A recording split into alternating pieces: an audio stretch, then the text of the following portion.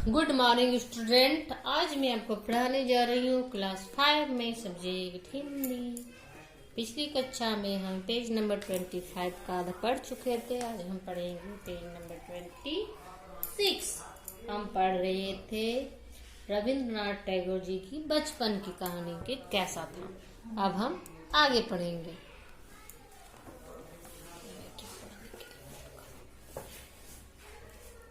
बाहर की बैठक से भीतर जाने के लिए जालीदार दीवारों से घिरा हुआ एक संकुचित मार्ग था, यानी छोटा सा रास्ता था, और उसकी छत से एक टिमटिमाता हुआ दीपक लटकता रहता था।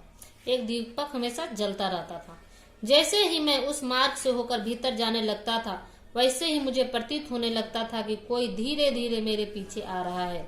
यह विचार आते ही मेरे रोंगटे खड़े हो जाते, क्योंकि चारों तरफ अंधेरा रहता था तो लगता था कि कोई पीछे पीछे आ रहा है। उन दिनों घर घर भूत प्रेतों की कहानियां सुनाई जाती थी। मस्तिष्क उनसे प्रभावित रहता था। एक दिन तो मैं अपने घर की नौकरानी की खराटों की आवाज सुनकर मूर्छित हो गया। एक दिन ऐसा होता है कि डर से नौकरानी की जो खराटे की आवाज आते रहती है, उससे डरकर रविंद्रनाथ जी मूर्छित हो जाते हैं, यानी बेहोश हो जाते हैं। एक कहानी बादाम वृक्ष के संबंध में अत्यधिक प्रचलित थी। यह वृक्ष मेरे घर के सामने की ओर था। कहा जाता था कि एक भूत अपना एक पैर वृक्ष की शाखा पर तथा दूसरा पैर मेरे घर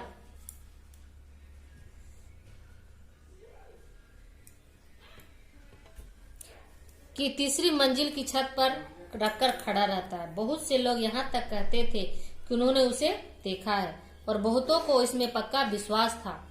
मेरे बड़े भाई के मित्र इस कथन का उपहास किया करते थे, जिसके कारण घर के नौकर चाकर उन्हें अधार्मिक समझते और कहते, यदि वह भूत इन महाशय को पकड़ लिया तो इनकी गर्दन मरोड़ देगा, और तब भी इनका सारा ज्ञान बघारना निकल जाएगा। सारांश, उस समय भूत प्रेतों की कहानियों का इतना आतंक छाया था कि मेज के नीचे अंधकार में पैर सनसना उठते थे।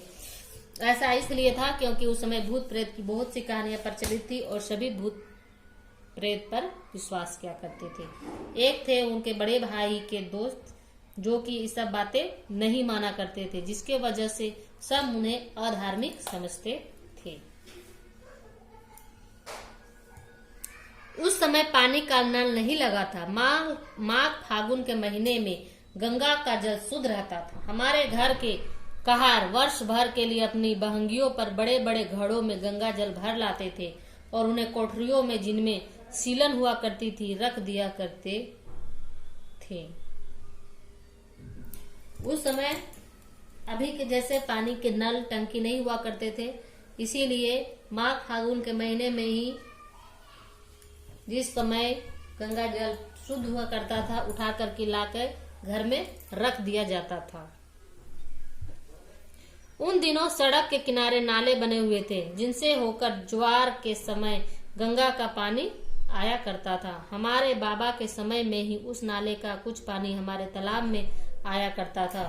जब जल द्वार खोल दिए जाते थे, तब टप झटपट कलकल करता हुआ जल झरने के समान झरता हुआ आता और नीचे का भाग फेन से भर जाता था। उस समय मैं दक्षिण की ड्योढ़ी में चारों ओर लगी हुई लोहे की छड़ें पकड़कर खड़ा हो जाता था और मंत्र मुग्ध होकर यह दृश्य देखा करता था।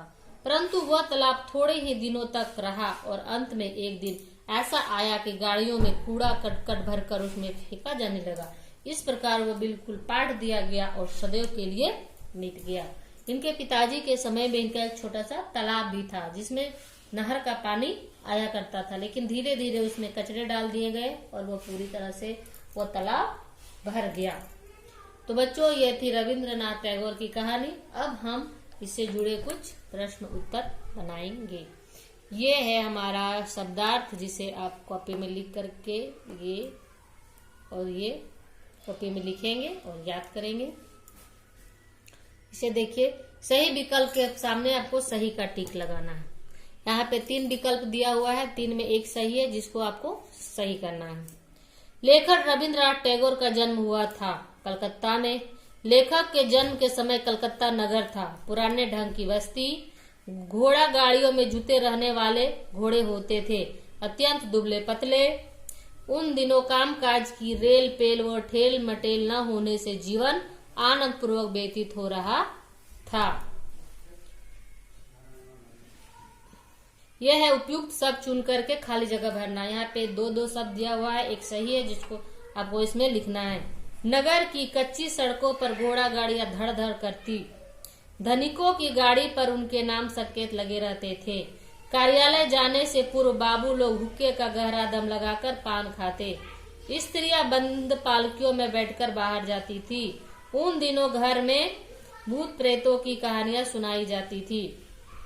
रेखा खींचकर परस्पर संबंध वाक्यांशों से सुमेल कीजिए। ये मेल के लिए मैच करना है। उस समय नगर में न तो गैस का प्रकाश था न बिजली थी। एक दिन में नौकरानी के खराटों की आवाज सुनकर मूर्छित हो गया। बादाम वृक्ष मेरे घर के सामने की ओर था। उस समय पानी का नल नहीं लगा था। माघ फागुन के महीने में गंगा जी का जल शुद्ध रहता था। तो ये था मिलाने वाला, इसे आप मिला लेंगे, इसे अपनी कॉपी में सब नोट कर लेंगे। यह आज आपका होमवर्क है। Thank you.